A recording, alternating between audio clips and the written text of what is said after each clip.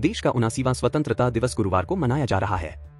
भारत की आन बान और शान राष्ट्रीय ध्वज ग्वालियर सहित सिर्फ 3 स्थानों पर बनकर तैयार होता है। कर्नाटक और महाराष्ट्र के बाद राष्ट्रीय ध्वज ग्वालियर में सभी मानकों को पूरा कर तैयार किया जाता है।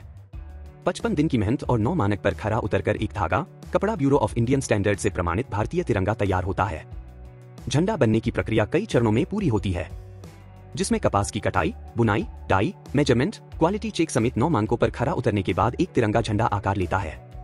धागे से झंडा बनने के इस सफर में कई कारीगरों और बुनकरों की कला के साथ ही 55 दिन की कड़ी मेहनत भी लगती है। लाल किले पर भी ग्वालियर में बना झंडा फहराया जा चुका है। ग्वालियर के मध्य भारत खादी संघ में बने भारतीय तिरंगा देश में कन्याकुमारी से लेकर जम्मू कश्मीर तक फहराया जा चुका है। ग्वालियर के जीवाजीगंज क्षेत्र स्थित मध्य भारत खादी संघ की वर्कशॉप है, जहां स्वतंत्रता दिवस व गणतंत्र दिवस से कुछ महीनों पहले से यहां काम करने वाले कारीगर दिन रात काम में जुटे रहते हैं, ताकि देश भर से आने वाली तिरंगे की मांग की पूर्ति की जा सके। देश भर में फहराए जाने वाले राष्ट्रीय ध्वज में से 45% ग्वालियर में बनाए जाते हैं। यहां से देश के 28 राज्य और 8 केंद्र शासित प्रदेश सहित कुल 36 राज्यों में झंडा बनकर जाता है।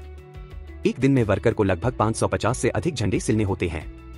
मध्य भारत खादी संघ की वर्कशॉप में प्रशासनिक अधिकारियों की गाड़ी और उनके ऑफिस की टेबल पर लगने वाले झंडे भी बनाए जाते हैं।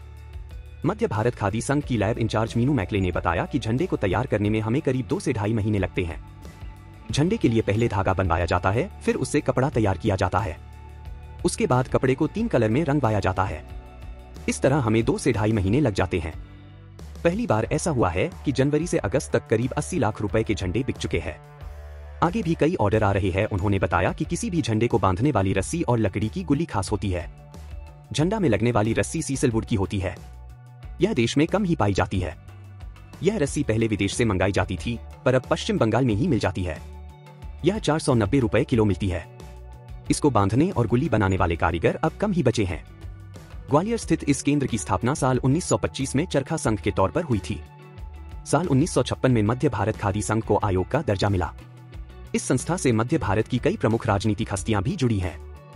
उनका मानना है कि किसी भी खादी संघ के लिए तिरंगे तैयार करना बड़ी मुश्किल का काम होता है, क्योंकि सरकार की अपनी गाइडलाइन है, उसी के अनुसार तिरंगे तैयार करने होते हैं। यही कारण है कि जब यहाँ तिरंगे तैयार किए जाते हैं तो बारीकी से उनकी मॉनिटरिंग की जाती है।